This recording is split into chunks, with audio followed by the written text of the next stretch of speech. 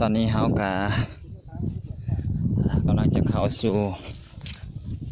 ตัดซอยบอยแล้วก็จะเข้าสู่ถ้ำของหลวงพ่อคูณอันนี้ก็คือสภาพน้ำที่มาจากภูเขาเวลาที่ฝนตกลงมานี่มันสิผ่านทางนี้เพิ่นก็เลยถือเอาเป็นบอนที่ใส่อาบของพระภิกษุสงฆ์องค์ข้าเจ้าเนาะอยู่สถานที่อย่างนี้เห็นว่าก็จะเป็นบ่อนเก็บน้ำโดยเฉพาะเลยก็จะบ่สะอาดบ่สวยงามดอกแต่ก็พอใช้ได้พอประทังชีวิตไปสำหรับพระนักปฏิบัตินะสำหรับพระนักปฏิบัติก็จะอยู่ในลักษณะนี้แหละ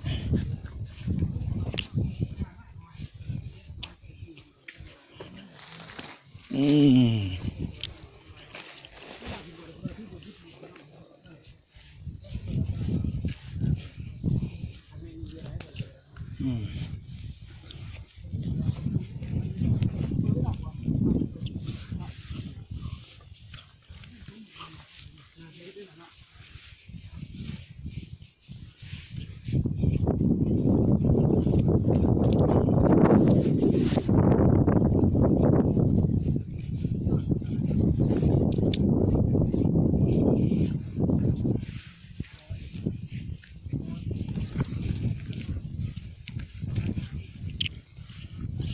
โอ้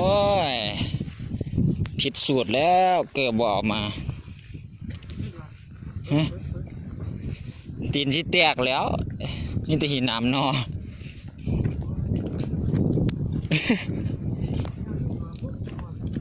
แม่นบ่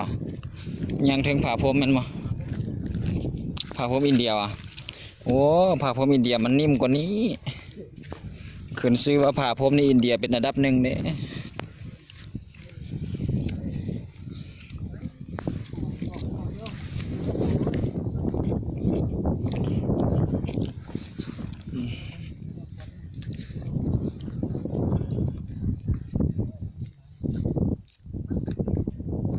ทางพุ่นนี่มันเป็นอันบอนเราสูงเขาเจ้าเฮ็ดให้แม่นบ่บ้านเราสูงบ่เก่งปานนั้นหึหมู่บ้านเราสูงโอ้3หมู่บ้านติก็แปลกประหลาดเป็นอย่างพวกนี้เขาเจ้าจึงมักอยู่ถึงผู้อ่ะสบายมันสบายแม่นบ่บ่วุ่นวายแม่นบ่วุ่นวายกับไผหวังยังตัดอยู่แบบสันโดษโอ้ทางพลเมืองหลายๆสบายแล้วเนาะไปหาริมต้นคือเราลมเฮาหาผักหามีหาสัตว์สาวาสิ่งกินเนาะไปก็แล้วกินหัวเพื่องหัวมันไปก็แล้วเดี๋ยวพวกบังบดว่าติพวกบังบดอีกกลุ่มนึงอิสาขออยู่เด้ค่ะอิสาสบายเอาลมอยู่จะมีเงินอยู่กับเงินมีเงินแล้วมันปลูกคอตายโอ้ฮ้อนในวันอากาศ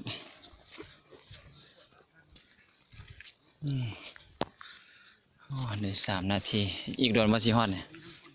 เคยมาบ่ฮอดฟุ่มใหญ่นี่ฮอดแล้วบ่ตาดอันบ่เป็นถ้ำหลวงพ่อคูณโอ้ถ้ำหลวงพ่อคูณตาดนี้ทางไหนตาดโอ้เฮาไกลมาแล้วฮะตาดซอยบ่อยนี่ทางขึ้นมีลูกศรนี่เอาอันนั้นติมันเป็นตาดได้เท่าใดวะมาดูฝนมาดูฝนมีน้ำสายออกมาไปทำหลวงพ่อคูณ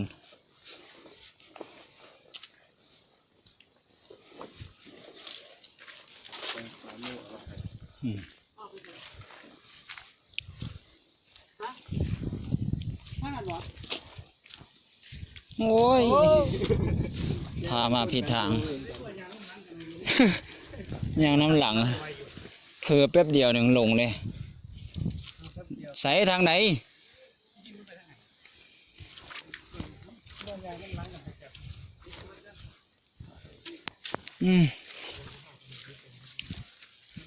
ฮอดแล้วบ่ฮอดแล้วบ่ห่วยทำแนวใดนี่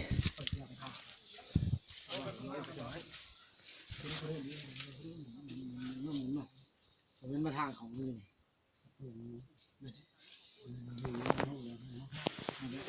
เอาลงเบื้องหน้าผาบ่ได้พักกับคอยปีนลง ฮอดแล้วบ่ ยังมาเด้อว่าจะได้มีผู้เคยมาอยู่ปะ ทำประตูเดียวบ่เคยทำลูกพูนเคย มานี่ก่อนมานี่ก่อนมาพี่เชียมาพี่ มานี่ก่อนก็มา แล้วค่อยไปทำหลวงปู่คูณ มันนี่ทำประตูโค้งเลยทำประตูเดียวจะน้ำกัน อ๋อเอาไปตัวทีบตัวแดนไปจนกว่าจะหายสงสัย สุดท้ายกลับไปอยู่ที่เดิม โอ้ดีหินเลื่อมเด้อหินเลื่อมเด้อระวัง ถ้าผู้ได้ขามได้ก็ถือว่าไปพออันบ่ โอ้เริ่มเย็นมาฮอดนี่ โอ้อหย่างเนาะบาดนี้เนาะทำลงโหเอ้ยแม่มึงโอ้อีหัวเต็มเลย ข้างงามอ่ะคือว่าจะลูกไปมึงก็ได้อันนี้นั่งไร โอ้อีหินน้ำเนาะพุทโธธัมโมสังโฆคือเย็นแท้ ครับเพิ่มมีพี่ไปสายบ่มีบ่ไปสาย ไปใส่ เดี๋ยวเอาไปสายคว้า ขวดละน้อยมีอยู่ ไม่ได้เอามาโทรศัพท์ไฟสายโทรศัพท์ ไปใส่โทรศัพท์มันบ่แจ้งนะไปใส่โอ้มันเป็นหูน้ำเลยตัวนี่ กวางนั่งเลยสบายนอนเลยสบาย โอ้ นอน เย็นดีเว้ย ฮะ นอนจี ไปไปทำลูกพูนดิแม่น บอกว่าท่านแม่อันนี้นะแต่ว่าจีแม่ก็คือกันนั่นแหละ เพิ่นก็สิมา เรื่อยอยู่นี่ทำประตูโค้งประตูเดียวทีนะ เพิ่นก็สิมาคือกันนั่นบ่ อยู่ท่านได้ประตูโค้งประตูเดียว เดี๋ยวใครจะเห็นทำตัวนึงเห็นลูกหันว่า เขาว่าเนี่ย ลงไป ยังมาตนาก็เคยมาถามนี่ผมมีใครตาย โอ้เป็นหูน้ำ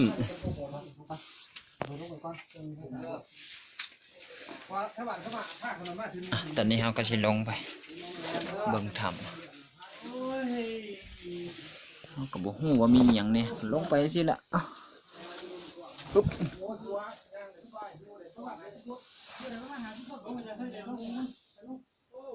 โอ้เข้าท่าเย็นดีเหมาะแก่การบำเพ็ญเพียร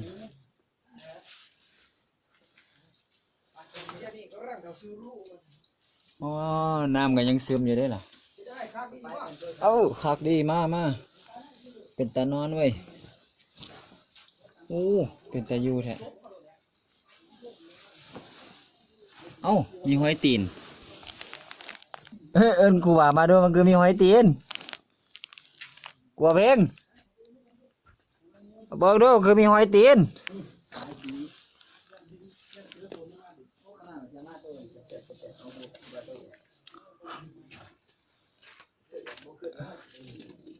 จัดเพลงมันคือมีหอยตีนมาเบิ่งด้วยหอยตีน3 งามหอยตีนหนูวะเนี่ย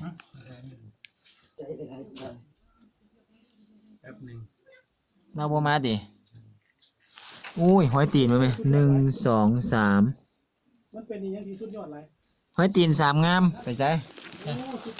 นี่1 2 3อย่าให้เรามาเบิ่งดูมันแมนบ่นี่โอ้เขาทำมาทานก็ทำลูกบอคูนอีกนะน้ำพ้นหน้าพี่ถ่วมดังนี่1 2 3ชัดตี แมนอยากให้เพิ่นมาเบิ่งว่ามันแมนบ่สิน่ะ ซัดเด็กสักหน่อย ผู้ข้างในแห่งหลายผู้โอ้ข้างในเนี่ยเป็นสายอย่างเลยนะโอ้มันลงมาทางบนเสือผู้ เป็นเหียเป็นแน่นนี่บ่ นี่ดิไม่ตีนชั้นทางบนเป็นเสือใหญ่กว่านี้นั่นไง แยงไปเบิ่งดูโอ้ เฮ้ย ยังอันนั้น ยังตะปุ่ง มาดิ สู้นี่นะเจอยังกระสู้ซอยกันได้จะปุ๊บแลนปุ๊บเด้อ ไปน้ำจัง ยังขึ้นไปเรื่อย ไปเต้า ๆมาแม่บอกให้มาเบิ่งหอยตีนนี่นะมันแม่นบ่เนี่ย มากันเมียนเนาะ กันงามอยู่ได้50 คนย่ำแรงอยู่ได้ก็เลยแต่ย่ำพ้นนี่น้ำที่ถ่วมได้ นี่นะมันหอยอีหยังนี่นะคือมี3 นิ้วจังดอก อันนี้ห้อยตีนชัดก็ไหนนี่เอาผู้เชี่ยวชาญมาก่อนแสดงมันห้อยตีนนั่งจะมาเบิ่งดู ได้เลยแบบสั้นแหละถูกใจ ถามมาถามนั่งหวยดิกันนะ ความจริงน่าจะนอนเล่นอยู่นี่เด้อ ไปนะ ใส่เอิ้นจันเพียงมานี่จันเพียงไปใส่ละ ตอนมาถึงเราไม่ออก วันนั้นมาฮอดบ่พี่ใส่ไปเปล่ามาแม่มาเบิ่งหอยตีนมันแม่นบ่เนี่ย ใจกันนะปันคำพีมานำก็อยู่เลยปันคำพีมานำเลยนี่ อืมสภาพในห้องอย่างนี้ขนาดออกมา โอ้ทำไมตื่นได้คือยังนี่ยังนี่ หอยนอนอยู่นี่ก็ได้นอนกลางคืนเนาะ นอนแล้วกันเลยอาจารย์สินอนกันเลยเมื่อไรนี่ เดี๋ยว ยังมาทำไม คัก โอ้ต้นไม้งามเท่มาก มีหอยเนาะ หอยตีนอยังฮู้ว่ามันเป็นหอยสัตว์หยังมันคือใหญ่แท้จังเนาะหอยหนูมันเอิ้นหนูบ่ซ้ำนี่เนาะ โอ้ต้นไม้ตัวธรรมดา นี่มันเป็นหอย1 2 3มันมี3นิ้วเนี่ยอยู่เนี่ย ใช่ นะเนี่ยมันมี3นิ้ว1 2 3 ยินอะไรเขาบอกคือเลยมัดทำเก็บสีด้วยนี่กันนะ นิดมันลายนิดกินนู่นนี่ อ๋อตัวใหญ่อยู่เนาะ ไฟผู้ใดคือว่าหุ่ม เอ้าคันสั้นแล้วก็ไปเห็นบ่ ว่าตอนเคยมาเขาที่ไปเขาที่เอาแม่สุดเหรอวะ เอ้าพวกว่ะ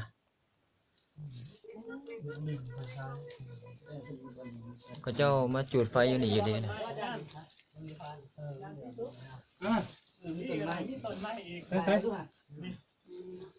นี้มันต้นไม้ยัง ต้นไม้ครับบ่ฮะ ต้นไม้ลูกยางห้าคุณมาถามโอ้แกใส่เด็ดดิ เหลืองมาลาบเลย หินเพชรตัวนี้ โอ้ต้นไม้มันสี่หินเลย ต้นจ้าบ่ซั่น หินเพชรหรือหินปูน ต้นยาเลย ฮะ ไม่จ้า โอ้อันนี้คือหู เห็นกันหน่อยว่าถ่ายกันหน่อยนี่ ติ๋วของติ๋วนะ เล่นอยู่กับกุ๊กใหญ่กุ๊กเก่า ต้นไม้บ่ กุ๊กอ่ะ อ๋อต้นไม้สภาพในห้องเรา ก็ย่ำได้บ่นอนได้ครับ โอ้สุดยอดเลย เลือดอารมณ์ดี แม่ถ่ายไว้แม่บางเทีติดเด้ ไปมาไปยังดูสติ โอ้ เรื่องก็ไปได้พอดี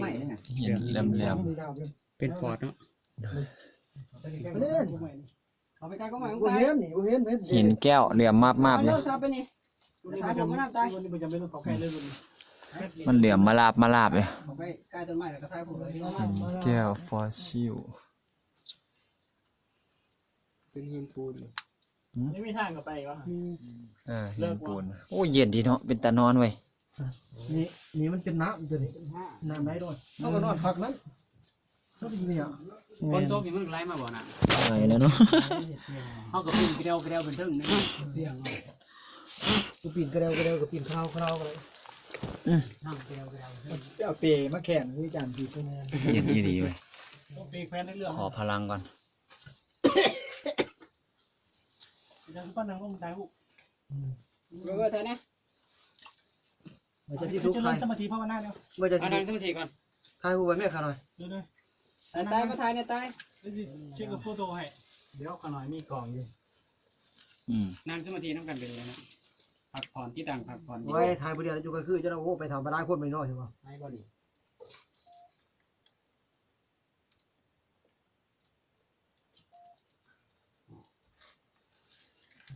อันนี้เป็นแหลมๆเลยเนาะ เนาะไปตาย ไปได้น้ำกล้องนี่เด้อดูกันมีซีดเลย รู้แล้ว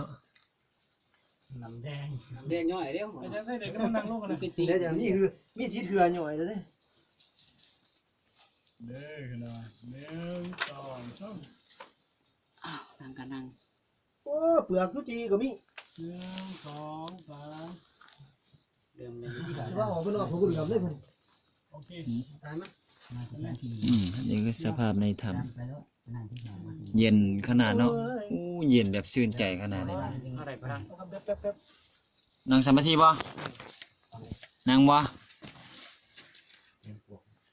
เอากายจัดการ อ นี่มองนี่โอ้สุดยอดเลยปล่อยแม่ เข้ามาเอาไปกินเลยไปคัดเขาเอาอะไรไปทำผมเขาเอาไปกิน โอเคยังไม่ใช้ขึ้นอยู่ทางนี้ จอมปลวกหวาน มีแสงเนี่ยโดยขนาด เข้ามาฮอดในมีปะ เป็นอย่างที่สุดยอด 2 3 เกือบบ่ต้องมาเนาะ แต่ก็สิพากันนั่งสมาธิปิดไว้แต่เพียงสำเนียง อันที่ ไม่